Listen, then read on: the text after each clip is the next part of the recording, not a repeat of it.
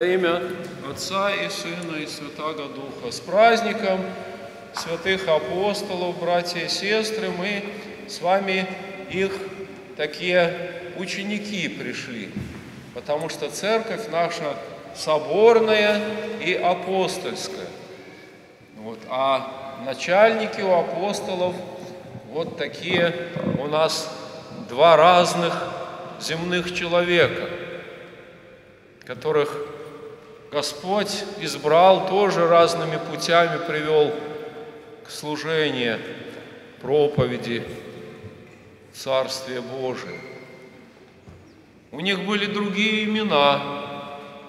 Господь их дал имена, которые отражали их свойства. То Симон, простой рыбак, но был твердым, как камень в вере отеческой. И вот эта твердость его веры стала основанием будущей церкви. И Господь сказал, что вот такая вера должна храниться в церкви. И поэтому я этой вере в лице тебя даю ключи от Царствия Небесного. Сохранишь веру, сохраните вы, наследники апостолов, веру, то войдете, откроете. Потому что не будет веры, ключей не будет, ворота взломать трудно будет. Но кроме веры, что еще нужно? Смирение. И второй апостол имя получил как нижайший среди всех. Потому как он думал, что он, фарисей, все знает, гонит христиан по букве закона, но, казалось, не того гнал. Казалось, закон он читал, но не увидел в этом законе того, которого он гнал, которого действительно должны были по пророчествам распять, и он должен был взять грехи всего мира, но слепой был, поэтому и ослеп от света Христова, чтоб смирился, чтоб Господь дал ему действительно другое зрение, которое уже позволяло ему больше, чем другим апостолам даже видеть. И больше он трудился.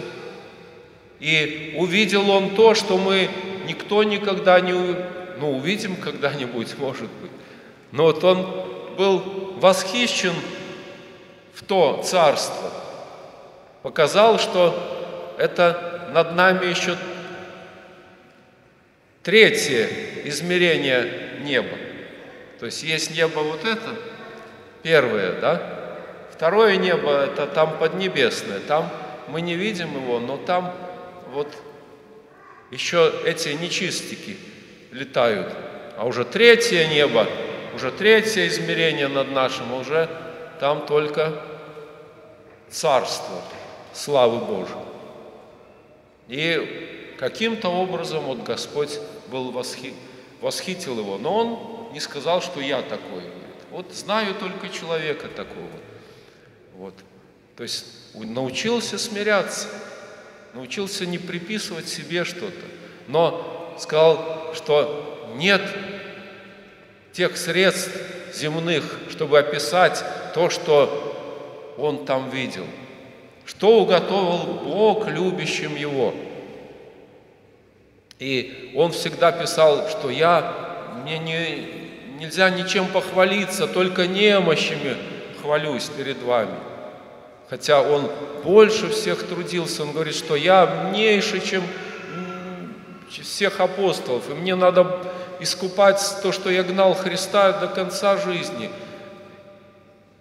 Один раз спасли, второй раз спасли, в море буря утихла, на берег корабль покрутил. Но все было до того момента, когда уже Господь сказал: ну все, теперь ты уже меру, наверное, исполнил, ты уже потрудился после того, как ты гнал и убивал христиан, но сейчас ты уже сам можешь быть, как овечка, закланной быть.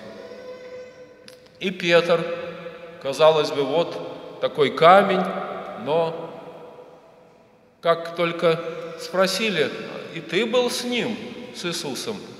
Ой, нет, не знаю человека того, все, вот все, моя хата с краю, не надо мне ничего тут, не знаю, какой человек. И трижды пришлось ему так отнекиваться от Христа. И заплакал Петр, да, и потом Господь его трижды исповедал. Говорит: что ты, любишь ли меня? Ну, первый, второй, третий раз, за 3 отречения трижды исповедал он любовь свою. Но и потом еще Христос его остановил, потому что Петр не захотел идти в Рим. Там уже было понятно, что там его убьют, пострадает. И пошел в обратную сторону, и видит, Христос идет навстречу. И: Господи, а куда ты? Да иду пострадать вместо тебя, ты ж не хочешь, ты ж боишься. Вот. Пришлось, стыдно стало. Вот какие апостолы, кажется, вот первоверховные там и все, а вот немощи действительно у них были. У нас эти немощи в 100 крат умноженные, да? Но мы понимаем, что Господь по благодати Своей дал им эти немощи претерпеть, победить все свое человеческое естество Духом Божиим, которое они получили от Святого Духа, вот, и который помогал им быть вот этими проповедниками веры во Вселенной, и который и нам будет помогать до скончания века, потому что мы в апостольской церкви пребываем, и апостолы это первые будут наши архиереи главные, которые будут судить нас, будут видеть наши добрые дела, которые мы вместо наших грехов совершим, может быть. Будут видеть нашу веру, которая вот говорит: Господи, верую, да помоги уж моему неверию этому. Вот как тот сотник. И надеемся, что вот молитвами этих столпов нашей веры мы спасемся. Они в земной жизни помогают, да, и будут, наверное, побеждать вот тех врагов веры, которые, сейчас восстают против нее. Мы знаем, что так должно быть. Опять же, это не что-то новое, все написано в Священном Писании. И нам нужно держаться апостольской нашей соборной церкви и не унывать, потому что у нас есть такие верховные заступники, и которым открыто было, у одного ключа, у другому было открыто, что все-таки есть там, все уготовил Бог нам, только любить надо Его, сохранять веру и быть смиренными. Аминь. С праздником! Мы надеемся, что вот сегодняшняя молитва за многих людей, которые носят имя в честь святых апостолов, вот у нас в церкви как-то Павлов больше, чем Петров. Значит, любят больше смиряться, чем веру держать. Да, вот таких столпов веры мало у нас сейчас, да. Но таких смиренных или изображающих смирение так много. Да. Но мы надеемся, чтобы и Петры, и Павлы, все, которые Господь привел вот под кров сюда обители, наши прихожане, Господь и молитвами святых их покровителей укреплял одних в вере, других в смирении, вот, чтобы этих перекосов особых не было.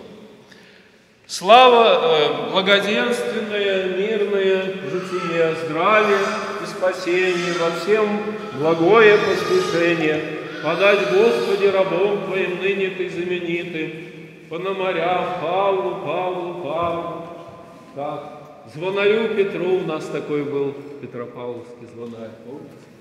Да? Всем ныне Ты знаменитым, и Паисий у нас святогорец сегодня, молодой, там есть, плачет. И сохрани их на многое и благое лето.